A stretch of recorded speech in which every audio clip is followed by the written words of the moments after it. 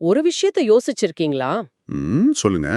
இப்போ நம்ம ஃப்ரிட்ஜ்ல வைக்கிற பால், காய்கறி எல்லாம் எப்படி இவ்ளோ நாள் கெட்டு போகாம இருக்கு. ம். ஆனா அதே வெளியில வச்சா ஒரே நாள்ல ஸ்பாயில் ஆயிடுது. கரெக்ட். ரெண்டுமே ஒரே பொருள் தானே. அப்புறம் ஏன் இந்த வித்தியாசம்? இது ஒரு நல்ல கேள்வி. இதுக்கு காரணம் அங்க நடக்கிற கெமிக்கல் ரியாக்ஷன்ஸோட ஸ்பீட் தான். ஸ்பீடா? ஆமா. ஒரே இடத்துல, அதாவது ஃப்ரிட்ஜுக்குள்ள அந்த ரியாக்ஷன் ரொம்ப ரொம்ப மெதுவா நடக்குது. வெளியில ரூம் டெம்பரேச்சர்ல அதே ரியாக்ஷன் பல மடங்கு வேகமா நடக்குது. எல்லாமே வேகத்தை பொறுத்து தான். ஆமா, வேகம். இத பத்தி தான் இன்னைக்கு நாம உங்களுக்காக அனுப்பப்பட்ட குறிப்புகளை வச்சு ஆழமா பார்க்க போறோம். ம்ஹும். கான்கிரீட்டா சொல்லணும்னா யூனிட் 3 கெமிக்கல் கைனடிக்ஸ்ல இருக்கிற ஒரு முக்கியமான தலைப்பு rate of a chemical reaction. இந்த கான்செப்ட முதல் முறையா படிக்கும்போது கொஞ்சம் அப்டிராக்டா தெரியலாம். ஆனா இது எவ்வளவு முக்கியம்னு தெரிஞ்சா ஆச்சரியப்படுவீங்க. ஆமா, எதுக்கு இது இவ்ளோ முக்கியம்? ஒரு மருந்து நம்ம உடம்புல எவ்வளோ வேகமா வேலை செய்யும், ஒரு உணவுப் பொருள் எவ்வளோ நாள் நல்லா இருக்கும். ஓ, ஷெல்ஃப் லைஃப் மாதிரி. எக்ஸாக்ட்லி. ஒரு ஃபேக்டரியில ஒரு பொருளை எவ்வளோ சீக்கிரம் தயாரிக்க முடியும்னு கணிக்கிறதுக்கு இந்த கான்செப்ட் தான் அடிப்படை. சுருக்கமா சொன்னா, ஒரு ரியாக்ஷன் எவ்வளோ வேகமா நடக்குதுன்னு அளவிடுறது தான் இது. சரி, அப்போ அடிப்படையில இருந்து ஆரம்பிக்கலாம். ரேட் ஆஃப் ரியாக்ஷன்னா என்ன? ரொம்ப சிம்பிளா ஒரு பாமரனுக்கு புரியற மாதிரி சொல்லணும்னா எப்படி சொல்றது? ரொம்ப சிம்பிளா சொல்லணும்னா, ஒரு கெமிக்கல் ரியாக்ஷன்ல ரியாக்டன்ஸ், அதாவது வினைப்படு பொருட்கள் ஆ, எவ்வளோ வேகமா காணாம போகுது, இல்லனா ப்ராடக்ட்ஸ், அதாவது வினை விளைபொருட்கள் எவ்வளோ வேகமா உருவாகுதுன்னு சொல்றது தான் ரேட் ஆஃப் ரியாக்ஷன். ஓகே. அப்போ இது ஒரு வேகத்தை அளவிடுற விஷயம். அதேதான். எவ்வளோன்னு மட்டும் சொல்லாம, ஒரு வினாடிக்கு எவ்வளோ அல்லது ஒரு நிமிடத்திற்கு எவ்வளோன்னு அந்த நேரத்தை சேர்த்து சொல்றது. ஓகே. இத இன்னும் நல்லா விஷுவலைஸ் பண்ணி பார்க்க, ஒரு கிளாஸ் தண்ணி எடுத்துக்கலாம். ஓகே. அதுல ஒரு சக்கரை கட்டிய போடுறோம். ம்ஹும். இப்போ ஆரம்பத்துல 0 செகண்ட்ஸ்ல அந்த கட்டி அப்படியே முழுசா இருக்கும். ஆமா, கரைய ஆரம்பிச்சிருக்காது. அப்புறம் ஒரு 60 செகண்ட்ஸ்ல அது முழுசா கரைஞ்சிடுதுன்னு வச்சுப்போம். சரி. இப்போ என்னோட கேள்வி என்னன்னா, இங்க ரேட்டுங்கிறது அந்த சக்கரை மொத்தமா கரைஞ்சிருச்சுன்னு சொல்றதா? இல்ல அது கரையிற அந்த ஸ்பீடா? சரியா கேட்டீங்க. இங்க தான் முக்கியமான ஒரு குழப்பம் வரும். ஆமா. ரியாக்ஷன் முடிஞ்சதும் சக்கரை மொத்தமா கரைஞ்சிருச்சுங்கிறது ரியாக்ஷனோட முடிவு. ஆனா ரேட்டுங்கிறது ஒவ்வொரு வினாடியும் அந்த சக்கரை எவ்வளோ வேகமா கரைஞ்சதுங்கிறது. ஓ! ஒருவேளை முதல் 10 வினாடியில வேகமா கரைஞ்சிருக்கலாம், கடைசி 10 வினாடியில மெதுவா கரைஞ்சிருக்கலாம். அந்த வேகத்தை அளவிடுறது தான் ரேட். இது எனக்கு ஒரு விஷயத்தை ஞாபகப்படுத்துது. நெறைய பேர் மொத்தமா எவ்ளோ ப்ராடக்ட் உருவாச்சு என்பதையும், ஆமா, ப்ராடக்ட் உருவாகிற ரேட் என்பதையும் குழப்பிப்பாங்க இல்லையா? எக்ஸாக்ட்லி. அந்த வித்தியாசம் தான் கெமிக்கல் கைனடிக்ஸோட இதயமே.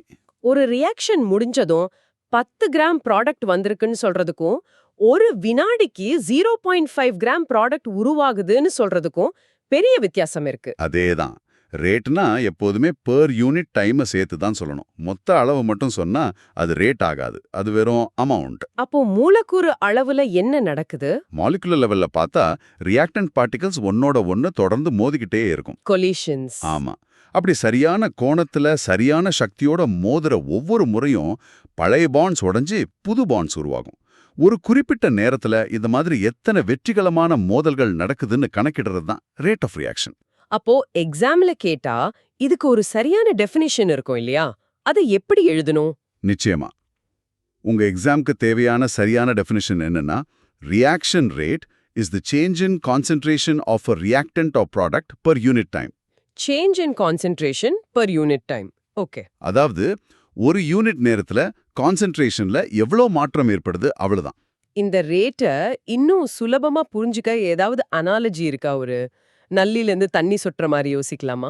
அது ஒரு அருமையான அனாலஜி. சொல்லுங்க. ஒரு நல்லிலிருந்து தண்ணி சொட்டுற வேகத்தை கற்பனை பண்ணிக்கோங்க. ஒரு வினாடிக்கு 5 ml தண்ணி அந்த நல்லிலிருந்து வந்தா அது ரேட் ஆஃப் வாட்டர் ஃப்ளோ. சரி.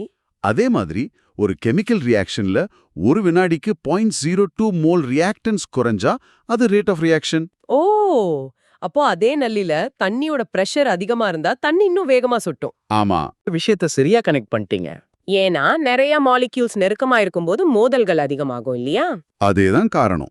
சரி, இப்போ ஒரு முக்கியமான கேள்விக்கு வருவோம். ம் நாம ஏன் இந்த ரேட் ஆஃப் ரியாக்ஷன்ற கான்செப்ட பத்தி இவ்ளோ கவலைப்படணும்? சில ரியாக்ஷன்ஸ் வேகமா நடக்கும், சிலது மெதுவா நடக்கும்னு சொன்னா போதாதா? எதுக்கு இது ஒரு நம்பரை அளவிடணும்? ஆமா, அதுவும் நல்ல கேள்விதான். இரும்பு துருப்பிடிக்கிறது ஸ்லோ, பட்டாசு வெடிக்கிறது ஃபாஸ்ட் சொன்னா போதாதா? எதுக்கு இந்த கால்குலேஷன் எல்லாம்? இதுக்கு காரணம் நிஜ வாழ்க்கையிலயும் சரி இண்டஸ்ட்ரீஸ்லயும் சரி நமக்கு ஃபாஸ்ட் ஸ்லோன்னு சொல்றது பத்தாது. எவ்ளோ ஃபாஸ்ட் எவ்ளோ ஸ்லோன்னு துல்லியமா தெரியணும். உதாரணத்துக்கு ஒரு மருந்து கம்பெனி ஒரு மாத்திரைய தயாரிக்குது. அந்த மாத்திரை உடம்புக்குள்ள போனதும் 1 மணி நேரத்துல வேலை செய்யணுமா இல்ல 12 மணி நேரத்துல வேலை செய்யணும்னு அவங்க முடிவு பண்ணணும். ஓகே, அப்போ ரேட்டை கண்ட்ரோல் பண்ணணும். ஆமா, அதுக்கு அந்த மருந்து சம்பந்தப்பட்ட ரியாக்ஷனோட ரேட்டை அவங்க கட்டுப்படுத்தணும். ரேட் ஆஃப் ரியாக்ஷன்ற கான்செப்ட் இல்லாம ஒரு பொருளோட ஷெல்ஃப் லைஃப் என்னன்னு நம்மால கணிக்கவே முடியாது. ஆமா, பட்டாசு வெடிக்கிறது நொடியில நடக்கும். ஆனா இரும்பு துருப்பிடிக்கிறதுக்கு பல வருஷம் கூட ஆகும். அதேதான், இந்த 2 வேகத்துக்கும் நடுவுல இருக்கிற வித்தியாசத்தை ஒரு நம்பர்ல சரியா சொன்னா மட்டும்தான் நம்மால அதை கட்டுப்படுத்தவோ பயன்படுத்தவோ முடியும். அதுக்கு தான் இந்த கான்செப்ட் ரொம்ப அவசியம். சரி, நீங்க சொல்லும்போது எனக்கு ஒரு சந்தேகம் வருது. ஹைட்ரஜன் பெராக்சைடு H2O2 ஓகே, அது ரொம்ப அன்ஸ்டேபிள், சீக்கிரம் செதஞ்சு தண்ணியாவும் ஆக்சிஜனாவும் மாறிடும்னு நம்ம படிச்சிருக்கோம். அப்போ ஒரு பாட்டில திறந்தா அது உடனே நுரைச்சுக்கிட்டு செதஞ்சிடுமா? இது ஒரு அருமையான கேள்வி. இங்கதான் நாம ஒரு ஆழமான உண்மையை புரிஞ்சுக்கணும். ஏண்டா அது? தெர்மோடைனமிக்ஸ் படி ஆமா, H2O2 சிதைஞ்சு தண்ணியாவும் ஆக்சிஜனாவும் மாறுறது சாத்தியம்தான். ஆனா கினெடிக்ஸ் என்ன சொல்லுதுன்னா அந்த ரியாக்ஷன் துணிவா நடக்கிறதுக்கு ரொம்ப ரொம்ப மெதுவா நடக்கும். ஒரு கேட்டலிஸ்ட், உதாரணத்துக்கு மேங்கனீஸ் டை ஆக்சைடு MnO2 இல்லாம ஒரு பாட்டில்ல H2O2 வாரக்கணக்குல அப்படியே இருக்கும். அப்போ ஒரு ரியாக்ஷன் நடக்குமா நடக்காதான்னு சொல்றது வேற, ஆமா, அது வேற. அது எவ்ளோ வேகமா நடக்கும்னு சொல்றது வேறயா? எக்ஸாக்ட்லி. இதுக்கு நீங்க இப்படி யோசிச்சு பாருங்க. தெர்மோடைனமிக்ஸ்ங்கிறது ஒரு கிளப்புக்கு வெளியே நிக்கிற பவுன்சர் மாதிரி. பவுன்சரா? ஆமா, அவர்தான் உங்களை உள்ள அனுமதிக்கலாமா வேண்டாமான்னு முடிவு செய்வார். ஆனா கினெடிக்ஸ்ங்கிறது கிளப்புக்குள்ள போறதுக்கு இருக்கிற கியூவோட நீளம் மாதிரி. ஓ, வரிசை. பவுன்சர் உங்களை உள்ள போகலான்னு சொல்லிட்டா மட்டும் போதாது, நீங்க உடனே உள்ள போயிடுவீங்கன்னு அர்த்தம் இல்ல. கியூ ரொம்ப நீளமா இருந்தா. பல மணி நேரம் காத்துக்கிட்டு இருக்கணும். அதேதான். H2O2 கேட்டலிஸ்ட் இல்லாம இருக்கும்போது அது ரொம்ப நீளமான ஒரு கியூல நிக்குது. ஆனா நீங்க MnO2ன்ற கேட்டலிஸ்ட சேர்க்கும்போது அது ஒரு VIP பாஸ் மாதிரி வேலை செஞ்சு அந்த கியூவை தாண்டி உங்களை உடனே உள்ள கூட்டிட்டு போயிடும். வாவ்.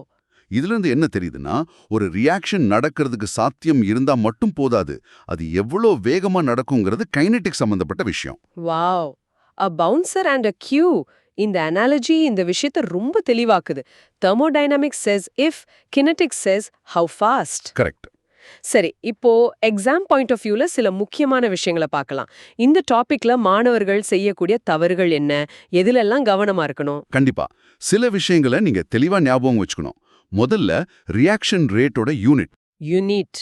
ஆமா, அது ரொம்ப முக்கியம். ரேட்னா change in concentration per unit டைம்னு பார்த்தோம் இல்லையா? அதனால அதோட யூனிட் எப்போதுமே மோல் பர் லிட்டர் அல்லது MS மொலாரிட்டி பர் செகண்டா தான் இருக்கும். அதாவது ஒரு லிட்டருக்கு ஒரு வினாடிக்கு எத்தனை மோல் மாறுதுன்னு சொல்றது. ஆமா, இதை எழுதும்போது மறக்கவே கூடாது. சரி, ரெண்டாவது. அடுத்தது ஆவரேஜ் ரேட்டுக்கும் இன்ஸ்டன்டேனியஸ் ரேட்டுக்கும் உள்ள வித்தியாசம். ஓ ஆமா, ஒரு ரியாக்ஷன் ஆரம்பிக்கும் போது வேகமா இருக்கும், போக போக மெதுவாகும் இல்லையா? ஏன்னா ரியாக்டன்ஸோட கான்சென்ட்ரேஷன் குறைஞ்சிக்கிட்டே வருது. அதேதான். அப்போ நம்ம ரேட்டுன்னு சொல்லும்போது எந்த நேரத்துல இருக்கிற ரேட்டுன்னு சொல்லணும். ஆவரேஜ் ரேட்டுங்கிறது ஒரு குறிப்பிட்ட நேர இடைவெளியில் நடந்த ஒட்டுமொத்த மாற்றம். முதல் 10 வினாடில ரேட் என்னன்னு கேட்டா அது ஆவரேஜ் ரேட். கரெக்ட். ஆனா இன்ஸ்டன்டேனியஸ் ரேட்டுங்கிறது ஒரு குறிப்பிட்ட கணத்துல இருக்கும் வேகம். சரியா 5வது வினாடியில ரேட் என்னன்னு கேட்டா அது இன்ஸ்டன்டேனியஸ். இது ஒரு ரோட் ட்ரிப் மாதிரி தானே.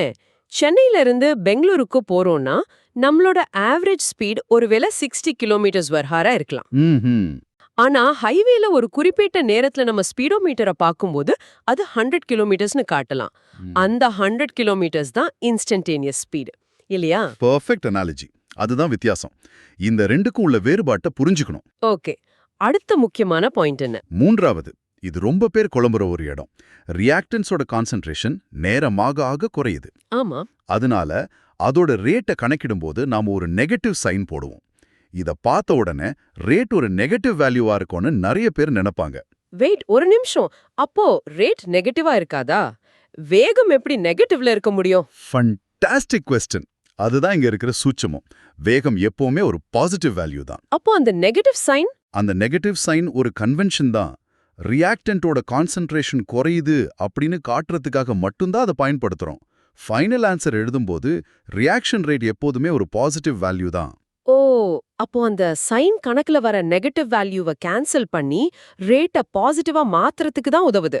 எக்ஸாக்ட்லி. புரிஞ்சுது. So the negative sign is just a signal to show decrease, not a negative value for speed. கடைசி பாயிண்ட் என்ன? கடைசி பாயிண்ட் இது கொஞ்சம் அட்வான்ஸ்ட். ஒரு ரியாக்ஷன்ல ரியாக்டன்ட் குறையிற வேகமும் ப்ராடக்ட் உருவாகிற வேகமும் சமமா இருக்கணும்னு அவசியம் இல்ல. அப்படியா? ஆமா. உதாரணமா 2A to Bன்ற ஒரு ரியாக்ஷன்ல B உருவாகிற வேகத்தை விட A காணாம போற வேகம் 2 மடங்கு அதிகமா இருக்கும். ஓ. இது அந்தந்த பொருளோட ஸ்டோய்ஷியோமெட்ரிக் கோஎஃபிஷியன்ட்ஸை பொறுத்து மாறும். இத பத்தி நாம அடுத்தடுத்த பகுதிகளில் இன்னும் விரிவா பார்ப்போம். இப்போதைக்கு எல்லாத்தோட வேகமும் சமமா இருக்காதுன்னு மட்டும் ஞாபகம் வச்சுக்கோங்க.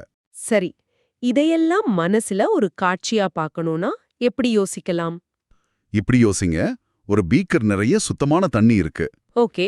அதுல ஒரு சொட்டு சிவப்பு மைய விடுறீங்க. விட்ட உடனே அந்த மை ஒரே இடத்துல ஒரு சின்ன உருண்டையா இருக்கும். கொஞ்ச நேரத்துல அது மெதுவா பரவ ஆரம்பிக்கும். அந்த பீக்கர்ல இருக்கிற தண்ணியோட நிறம் லேசான இளஞ்சிவப்பு நிறத்துக்கு மாற ஆரம்பிக்கும். ஆமா, டிஃப்யூஷன் மாதிரி. ஆமா. நேரம் போக போக அந்த சிவப்பு நிறம் பீக்கர் முழுக்க பரவி எல்லா தண்ணியும் ஒரே மாதிரி அடர் சிவப்பு நிறத்துக்கு மாறிடும். இங்க அந்த நிறம் மாறுற வேகம், அதாவது ஒரு வினாடிக்கு நிறத்தோட அடர்த்தி எவ்வளவு மாறுதுங்கிறது தான் ரியாக்ஷன் ரேட். ஆரம்பத்துல வேகமா இருக்கும். போக போக எல்லா இடமும் சிவப்பானதும் வேகம் குறைஞ்சு 0 ஆகிடும். பர்ஃபெக்ட். பிரில்லியன்ட். அது ரொம்ப தெளிவா இருக்கு. சரி, நாம பார்த்த விஷயங்களை ஒரு முறை வேகமா தொகுத்து பார்க்கலாம். இவ்வளவு நேரம் பேசுனதோட சாராம்சம் என்ன? கண்டிப்பா. நம்பர் 1, ரேட் ஆஃப் அ ரியாக்ஷன்னா மொத்தமா எவ்வளவு உருவாச்சுன்னு சொல்றதில்ல. ஒரு வினாடிக்கு அல்லது ஒரு நிமிடத்திற்கு ரியாக்டன்ட் அல்லது ப்ராடக்டோட கான்சென்ட்ரேஷன்ல எவ்வளவு மாற்றம் நடக்குதுன்னு சொல்றது. சுருக்கமா, rate equals to change in concentration divided by change in time. Number 2, நாம பார்த்த நள்ளியிலிருந்து சொற்ற தண்ணி அனலாஜி மாதிரி ரியாக்டன்ஸோட கான்சென்ட்ரேஷன் அதிகமா இருந்தா மோதல்கள் அதிகமாகி ரேட்டும் அதிகமா இருக்கும். நம்பர் 3, ரொம்ப முக்கியமா ஒரு ரியாக்ஷன் நடக்குமா நடக்காதான்னு சொல்றது தெர்மோடைனமிக்ஸ். அது எவ்வளவு வேகமா நடக்கும்னு சொல்றது கைனெட்டிக்ஸ். நம்ம H2O2 உதாரணம் மாதிரி. 4, கடைசியா எக்ஸாம்க்கு ஞாபகம் வச்சுக்க வேண்டியது, ரேட் எப்போதுமே ஒரு பாசிட்டிவ் வேல்யூ தான். ரியாக்டன்ஸ்க்கு முன்னாடி போடுற நெகட்டிவ் சைன் அது குறையுதுன்னு காட்டுற ஒரு கன்வென்ஷன் மட்டும்தான். இந்த 4 பாயிண்ட்டும் நீங்க ஞாபகம் வச்சுக்கிட்டாலே ரேட் ஆஃப் ரியாக்ஷன்ல நீங்க ரொம்ப தெளிவா இருப்பீங்க. அருமை. ரியாக்ஷன் ரேட்னா என்ன, அது ஏன் முக்கியம், அதுல இருக்கிற நுணுக்கங்கள் என்னன்னு இப்போ உங்களுக்கு நல்லா புரிஞ்சிருக்கும் நம்புறேன். நாம பார்த்த விஷயங்களை வச்சு உங்களுக்கு ஒரு கேள்வி. இது நீங்க யோசிச்சு பாருங்க. ம். இரும்பு துருப்பிடிக்கிறது ஒரு ரொம்ப மெதுவான ரியாக்ஷன் நமக்கு தெரியும். அதுக்கு பல மாசங்கள் வருஷங்கள் கூட ஆகும். ஆனா அதே இரும்பு துகள்களை சில ரசாயனங்களோட சேர்த்து பட்டாசா வெடிக்கும்போது அது நொடியில பிரகாசமா எரிஞ்சு முடியுது. ஆமா, ரெண்டுமே இரும்போட ரியாக்ஷன் தான். அப்போ ஒரு மெதுவான ரியாக்ஷனையும் நம்மால ஒரு வெடிவிபத்து அளவுக்கு வேகப்படுத்த முடியுமா? அப்படி வேகப்படுத்தணும்னா நாம என்னென்ன காரணிகளை மாத்த வேண்டியிருக்கும்னு யோசிச்சு பாருங்க. இதுக்கான பதில் நாம அடுத்ததா பார்க்க போற பகுதிகளில் இருக்கு.